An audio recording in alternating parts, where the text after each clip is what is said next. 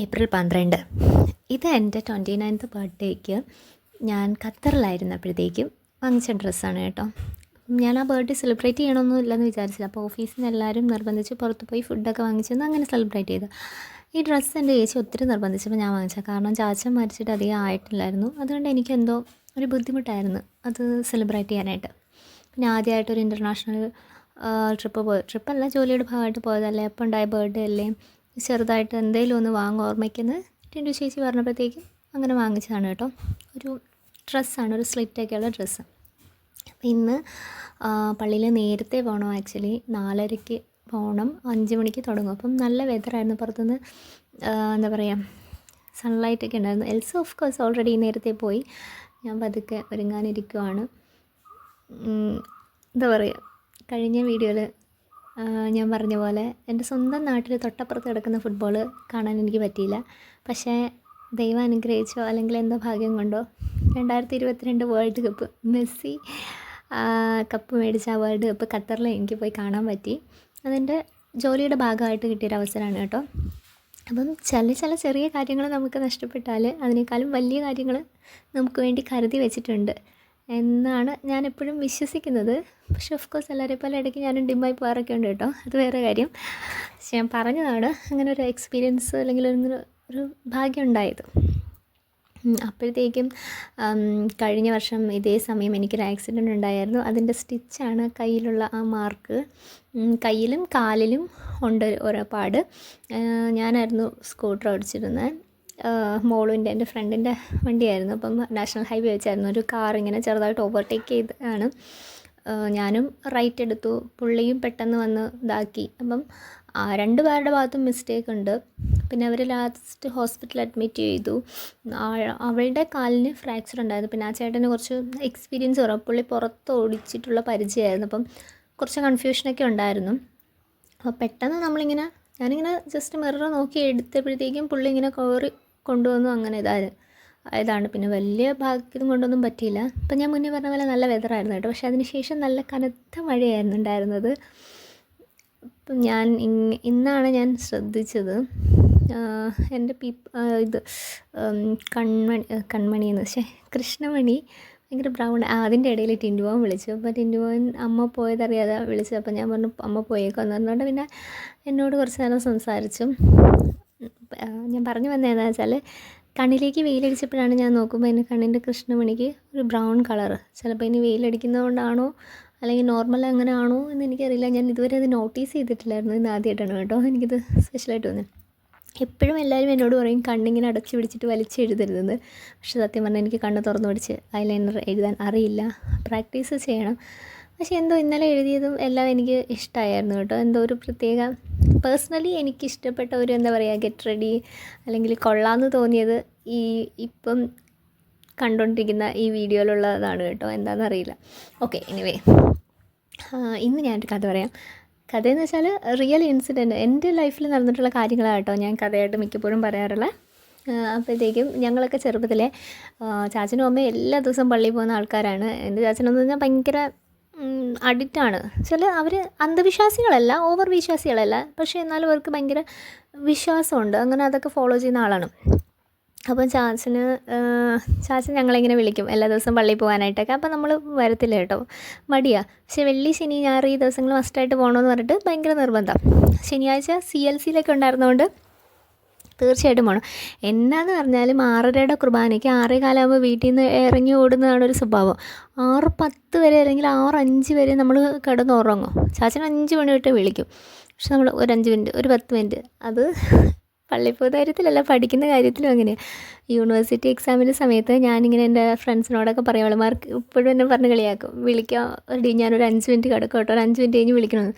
5 minute കഴിഞ്ഞ് വിളിക്കുമ്പോൾ വീണ്ടും ഞാൻ പറയും ഒരു 10 മിനിറ്റ് കൂടെ കിടക്കാം കേട്ടോ, അത് കഴിഞ്ഞ് വിളിക്കണമെന്ന് പറയും. അങ്ങനെയായിരുന്നു എൻ്റെ എക്സാം ടൈം മൊത്തം. അവരെപ്പോഴും കളിയാക്കും അത് പറഞ്ഞിട്ട്. അപ്പം നമ്മളിങ്ങനെ എഴുന്നേക്കാതിരിക്കും. അല്ലെങ്കിൽ ചില ദിവസങ്ങളിൽ നമ്മൾ വഴക്ക് കൂടിയിട്ട് ഇന്ന് ഞാൻ പള്ളി വരുന്നില്ല, എനിക്ക് പറ്റത്തില്ല വരാനെന്നെങ്ങാനും പറഞ്ഞിട്ടുണ്ടെങ്കിൽ ഒന്ന് ആ ദിവസം മൊത്തത്തിൽ അങ്ങോട്ട് പോക്കാണ്. പിന്നെ രാവിലെ തൊട്ട് രാത്രി അടുത്ത ദിവസം പള്ളിയിൽ പോകുന്നവരെ നമ്മൾ ഈ പല്ലവി കേട്ടുകൊണ്ടിരിക്കണം.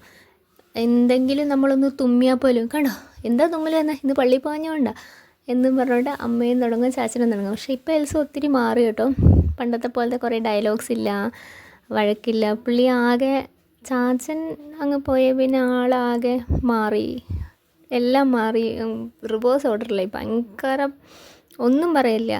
ആക്റ്റീവാണോയെന്ന് വെച്ചാൽ നമുക്ക് വേണ്ടിയിട്ട്, നമുക്ക് വിഷമം വരാതിരിക്കാൻ വേണ്ടിയിട്ട് ആക്റ്റീവാണോ എന്ന് ചോദിച്ചാൽ എല്ലാം റിവേഴ്സ് ഓർഡറിലായിപ്പോയി. അപ്പോൾ ഞാൻ പറഞ്ഞതെന്താണെന്ന് വെച്ചാൽ, ഞങ്ങൾ പള്ളിയിൽ പോകുന്നില്ല എങ്കിൽ ചാച്ചൻ ചെയ്യുന്ന പരിപാടി രാവിലെ 5 ആകുമ്പോൾ ഷാളോം അങ്ങനെ ഫുൾ വോളിയത്തിൽ വെച്ചേക്കും.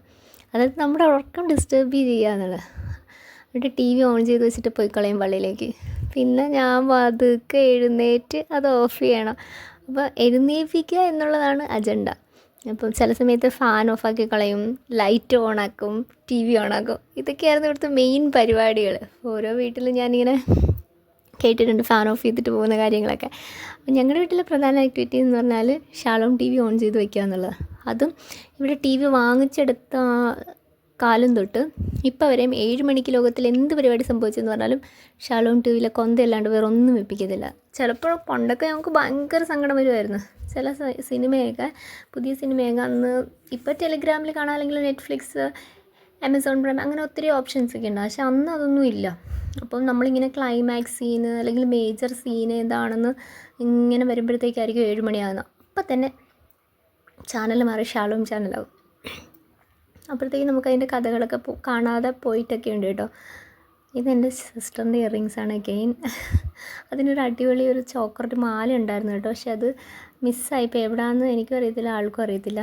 പക്ഷേ എനിക്കിട്ടപ്പോൾ എനിക്ക് ഭയങ്കരമായിട്ട് ഇഷ്ടപ്പെട്ടു. ഞാനത് ഇടാതെ മാറ്റി വെച്ചിരിക്കുമായിരുന്നു. ഇട്ടപ്പോൾ എനിക്ക് ഭയങ്കരമായിട്ട് ഇഷ്ടപ്പെട്ടതുകൊണ്ട് അത് തന്നെയാണ് ഇട്ടിട്ട് പോയത്. ശരിക്കും പറഞ്ഞാൽ ഞാനിങ്ങനെ ഈ വീഡിയോ എടുക്കുന്ന സമയത്താണ് ഞാൻ ആലോചിച്ചത്, ഇതിൻ്റെ അകത്ത് മെജോറിറ്റി സാധനങ്ങളും എൻ്റെ സിസ്റ്ററിൻ്റെ അല്ലെങ്കിൽ എൻ്റെ ഫ്രണ്ട്സ് ആരെങ്കിലും എനിക്ക് ഗിഫ്റ്റ് തന്നായിരിക്കും. എൻ്റേതെന്ന് പറയാനായിട്ട് ഞാൻ മാത്രമേ ഉള്ളൂ എന്ന് എനിക്ക് തോന്നിപ്പോയി കേട്ടോ. കാരണം ഈ ദിവസങ്ങളിലെല്ലാം തന്നെ ഗിഫ്റ്റ് കിട്ടിയതോ അല്ലെങ്കിൽ എന്താ പറയുക, ഡൊണേറ്റ് ചെയ്തതൊക്കെ ആയിരുന്നു. അതിൻ്റെ ആ ബാക്കിൽ സാധനം കുറച്ച് പാടായിരുന്നു കേട്ടോ ഇടാനായിട്ട്. വളരെ കഷ്ടപ്പെട്ടാണ് ഞാൻ ഇട്ടത്. എങ്ങനെയോ ഇട്ടു ഒരു യുദ്ധത്തിന് ശേഷം. പിന്നെ എന്താ പറയുക, അതുപോലെ തന്നെ ടി വിയുടെ കാര്യം പറഞ്ഞപ്പോൾ ഓർത്താ, ഞങ്ങളുടെ വീട്ടിൽ ടി വി വാങ്ങിക്കില്ല എന്ന് പറഞ്ഞാൽ ചാച്ചനിരുന്ന്. പിന്നെ ഒരു കണ്ടീഷൻ പറഞ്ഞത്, ശ്രാമ്പിക്കൽ സാബുമ്മയുടെ വീട്ടിൽ ടി വി വാങ്ങുകയാണെങ്കിൽ അന്ന് ഇവിടെയും ടി വി വാങ്ങുകയെന്ന്. അത് ചാച്ചൻ ബുദ്ധിപരമായിട്ട് ഞങ്ങളെ പറഞ്ഞു പറ്റിച്ചൊരു കാര്യമാണ് കേട്ടോ. കാരണം സാബുമ്മ ഒറ്റയ്ക്ക് താമസിക്കുന്ന ഒരു അമ്മുമ്മയാണ്. ഒരു 10-65 സെൻറ്റ് സ്ഥലത്ത് ഒരു പ്രേതാലയം പോലത്തെ ഒരു സ്ഥലം, അവിടെ ഒരു വീട്ടിൽ ഒറ്റയ്ക്ക് താമസിക്കുന്നു.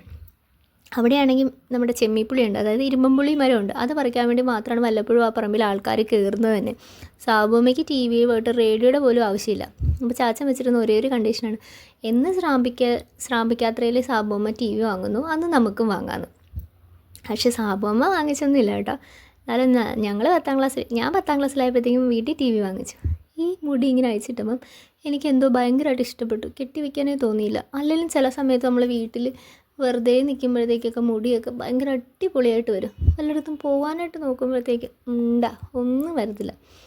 എന്തോ എനിക്കറിയില്ല, ചിലപ്പം അത് ഫുള്ള് കേൾസ് അല്ല, ഫുള്ള് സ്ട്രെയിറ്റ് അല്ല, എല്ലാം കൂടെ മിക്സ് ചെയ്തൊരു മിക്സ്ചറായിരുന്നു.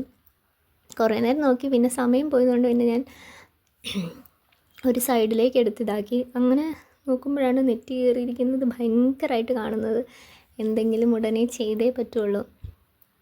പിന്നെ ഞാൻ ഈ ഇടയായിട്ട് കുറച്ച് വെയിറ്റ് ഗെയിൻ ചെയ്തതും കൊണ്ട് എൻ്റെ ഫേസിൽ ശരിക്കും ഞാൻ ആലോചിക്കും, എൻ്റെ ഫേസിൻ്റെ ഷേപ്പ് കറക്റ്റ് എന്താണ്, ഓവൽ ഷേപ്പാണോ വേറെ എന്താണെന്ന് എനിക്ക് തന്നെ സംശയം തോന്നാറുണ്ട് കേട്ടോ. എന്നാൽ ഞാൻ എങ്ങനെയോ ഹെയറൊക്കെ സെറ്റ് ചെയ്തു. അപ്പോൾ ഞാൻ ഓർത്തു, ഏതായാലും ഇന്ന് ഐസ് എഴുതിയതൊക്കെ കുഴപ്പമില്ല, എന്നാൽ പിന്നെ കുറച്ച് ഇതെന്താ പറയുക, മസ്കാരയും കൂടി ഇട്ടേക്കാം. പക്ഷേ എന്താ കോമഡി എന്ന് വെച്ചാൽ, ഇതെല്ലാം സെറ്റ് ചെയ്ത് നമ്മളിവിടുന്ന് പള്ളി വരെ നടന്ന് ചെല്ലുമ്പോഴത്തേക്കും ഒരു അരമണിക്കൂറോളം നടപ്പുണ്ട് കേട്ടോ നോർമൽ. ഞാൻ പിന്നെ വായി വലിച്ച പോലെ ഫാസ്റ്റായിട്ടാണ് നടക്കുന്നത്. വിയർത്തൊലിച്ചിങ്ങനെ പോരും, പെടലി വഴിയും നെറ്റി വഴിയൊക്കെ. പിന്നെ പള്ളിയിൽ ചെന്ന് നിന്ന് കുരിശ് വരച്ച് കഴിഞ്ഞപ്പോഴത്തേക്കും പൊട്ട് എങ്ങോട്ട് പോകുമെന്ന് അറിഞ്ഞില്ല. ഇവിടെ നിന്നൊക്കെ പോകുമ്പം ഭയങ്കര അടിപൊളിയായിട്ട് ചിരിച്ച് കാവടി തുള്ളിയൊക്കെയാണ് പോകുന്നത്. പക്ഷെ അവിടെ ചെല്ലുമ്പം ഇതിൻ്റെ പകുതി മേക്കപ്പ് പോലും കാണത്തില്ല. പിന്നെ ഇതിന് ബ്ലാക്ക് നെറ്റ് തന്നെയാണ്. അപ്പോൾ ഏകദേശം സെറ്റായി. പക്ഷേ വീണ്ടും നോക്കിയിട്ടും മതി വരുന്നില്ല. അപ്പോൾ ഇത്രയൊക്കെയുള്ളൂ. ബൈ.